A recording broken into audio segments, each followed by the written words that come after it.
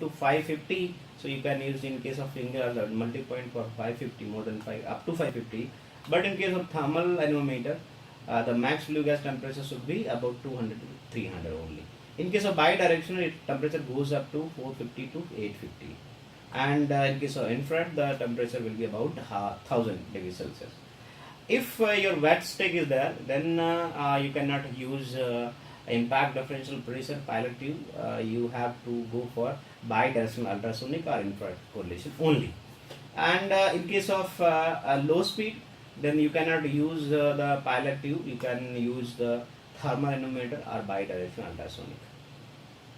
And when your flow meter is having high speed, then you need to go for all these single point, multi point or thermal anemometer. For bidirectional ultrasonic can be used up to 40 meter per second. In case of infrared correlation, it can be used up to 1 meter per second to 50 meter per second. And in case of calibration, it is factory means at the factory only when it can be provided by the manufacturer. So mostly flow meters comes pre-calibrated at the factory only at the end of manufacturer. And for physical accuracy the parameters are measurement range, instrument detectable concentration, data acquisition, data transmission, and then accuracy of data transmission, drift, flue gas, and power supply. So the specification is PEM and PM SEMS and flow meter. In case of measurement user defined, you can immediately decide as per your requirement. And incremental instrumental detection concentration is for PM SEM is 10 milligram per meter cube or less than that. The limit is 100 in case of PM, but the detection limit is 10 milligram. And for flow meter, 1 meter per second. This is the minimum detectable limit of all flow meters. And for data acquisition is 1 minute in case of flow meter is also, and data transmission is 1 minute in both cases. Accuracy is about for PM SEMS is about less than 5%, and in case of flow meter is about 2%. And drift is in both cases 1% per month. So that is and in case of flow meter you can check zero, cross check. And power supply is required about 220 volts with 50 hertz. So now parameters, what parameters are there? Parameter you can decide as per your requirement, like particulate matter, total fluorine, HF, NS3, ammonia, sulfur dioxide, oxides of nitrogen, that chlorine, hydrocarbons, HCF, HF, total organic carbons, total hydrocarbons, volatile organic compounds, and in terms of temperature flow, we can means detect at the time of sampling. Diluents gas like CO2 or O2 as a prescribed emission standards as per respective processes industry. Carbon monoxide is prescribed emission standard of respective industry. So these are the major parameters for SEMS. And now specific parameter for the as per industry. So you can see aluminum. For aluminum is PM, CO, and chloride is the emission parameter. For aluminum industry, the SEM should be installed for all these three. And for cement plant, the particulate matter, SOx, HCl, HF, TOC, and NOx. Why the HCl is required? Because many cement industry are using RDF as a co-processing waste, so they should be monitored for this also. Integrated iron and steel plant, so they have to go for PM, SOx, NOx, and CO. Oil refinery, PM, SOx, CO, and H2S. Petrochemicals, PM, SOx, NOx, and CO. Power plant, PM, SOx, NOx, and mercury, because mercury is also as one major parameter. Zinc industries, particulate matter and SOx, as well as in copper industry. Biomedical waste like PM, SOx, NOx, HCl, and PM, SOx, and HCl, CO, CO2. Common hazardous waste, they should go for HCl, that PM also, SOx, NOx, HCF, TOC, and carbon monoxide. And now the two gases like dioxin, furan should be monitored, but not for P as this continuous emission monitoring system. This should be analyzed by regular monitoring system. So, and for sugar industry, cotton, textile, composite woolen mills, synthetic rubber, pulp and paper, distillery, leather industry, that is tannery, calcium carbide, calcium carbon black, natural rubber, asbestos industry, caustic soda, small boiler, aluminum plant, some other aluminum plants, tanneries, inorganic chemicals, and other such industries using having boilers. So PM SOx NOx is applicable for all. In case of distillery, they have to analyze for PM, chloralkali for chlorine and HCl, fertilizer for particulate matter and fluoride. So here you can see the real-time environmental data transmission system using your SEM, and this one is the your industry. So the industry has installed SEM in the stack. So in 1 minute the data can be analyzed, and after analyzer this goes to digital platform. There is one analog to digital converter, and this digital converter is PC or data logger immediately sent to by using high speed internet with a static IP. Static IP means there should not be changed the IP of this router, then because they will identify using this IP only. And now this will transmit at three, means one is your email, one email will come to engineer or DIC section, and SMS will also come, and industry representative who has registered with the mobile, so the message will go to that representative also. And meanwhile the data which is generated from this analyzer will go to the central server, and the central server, the person who can observing the readings can immediately check your emission from this industry at PCB.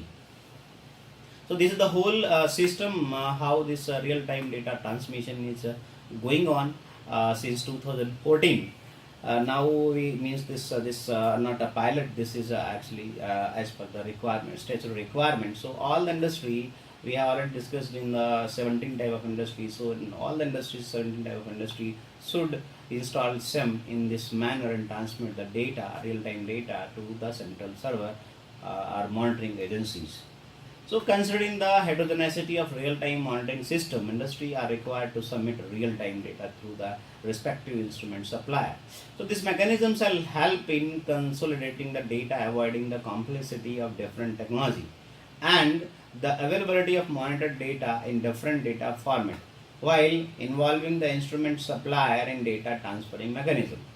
So there are the system enable two-way communication required to manage such real-time system. The function capabilities like system should be capable of collecting data on real-time basis without any human intervention. The data generation, data pickup, data transmission, data integration at all servers should be that automatic. Means it should not be by intervening of this any person. And all submitted data shall be available to the central server as per monitoring agency and as well as monitoring agency like SPCV or PCC, and as well as CPCV for immediate corrective actions. So the raw data should be transmitted simultaneously to the server. In case of any delay in collection of data due to any reason, the data transmission should be marked delayed data, and report of delayed data should be displayed on the portal. And at no point of time manual data handling shall be permitted. Data validation should be permitted only through the administrator, and data changes recorded with date and time of sampling. So configuration of the system once set up and verified should not be changed in any case. So in the case any setting change is required, then it should be notified and recorded through the authorized representative only.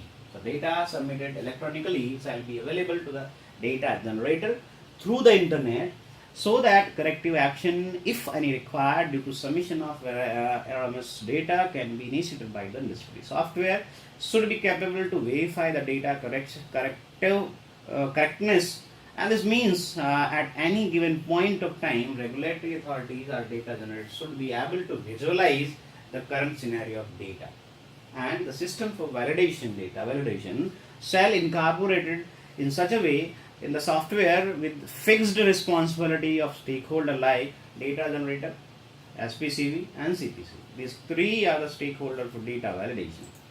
So the reason for the data unavailability should be mentioned over the web portal also. Like at site SEM software, you can see SEM software malfunction, the problem may be, or IT vendors software malfunction or hardware issue. So at the site these three issues can be happen, and in case of server, malfunction of server or data retrieval problem at the server only. So in case of at the site these three issues are there, then what is the behavioral issue, like disconnecting some software, or in case of IT vendor software, then switching off the PC and then restart.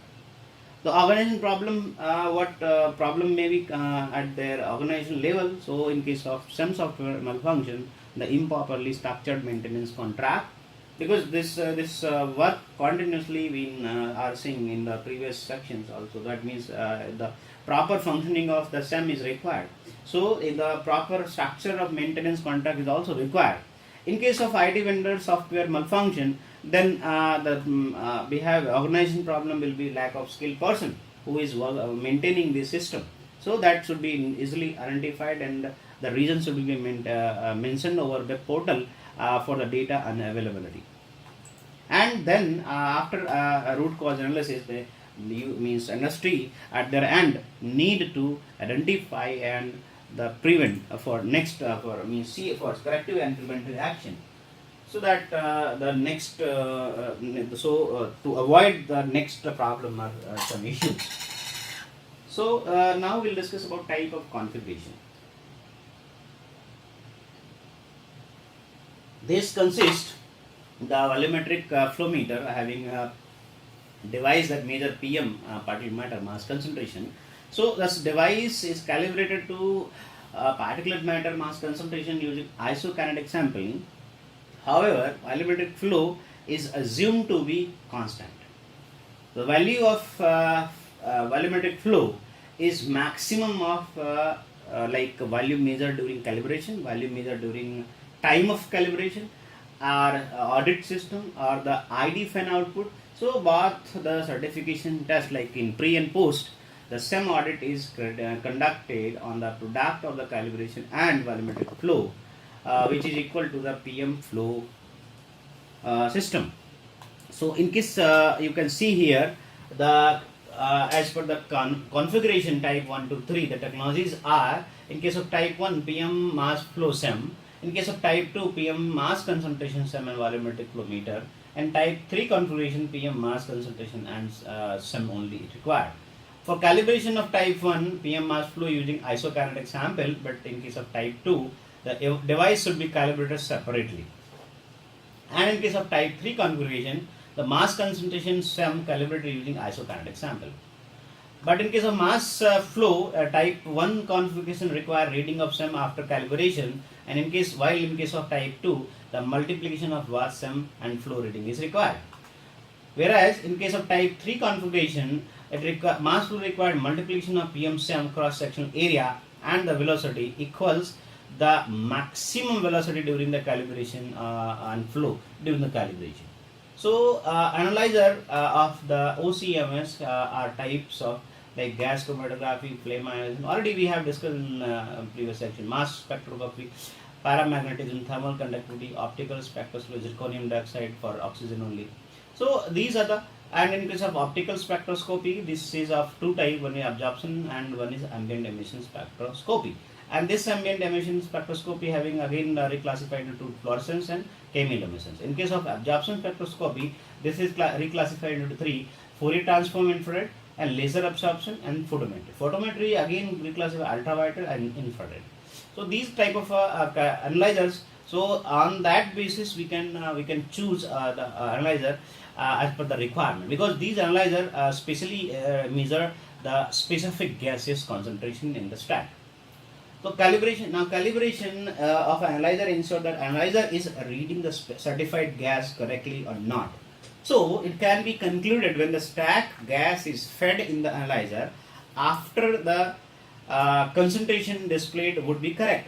So in the section, monitoring plans should address all the proposed calibration technique and certification requirement necessary to meet the requirement of any additional certification required. So in the area like the certification process and the proposed completion schedule should be mentioned. Performance specification verification process will be mentioned. Calibration technique or frequency of all the channels will be mentioned. Certification of calibration and audit standards will be mentioned. Operation test period, when operation should be operation test should be performed, it should be mentioned. Backwards and leak check procedure and frequency of that leak check should be mentioned.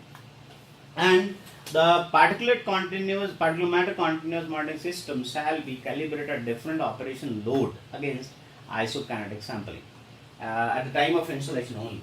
So calibration shall be done in once in 6 months by CPCB or some main panel laboratory at third party only at the specified frequency. 6 monthly means by 2 times in a year. So the all analyzers shall be calibrated in respect to their gases parameter to be monitored in term of drift, linearity, direction limit, output, operating temperature, and some other relevant parameters. And thus shall ensure tamper-proof operation of devices. So how calibration will be conducted? Manual calibration, automatic calibration.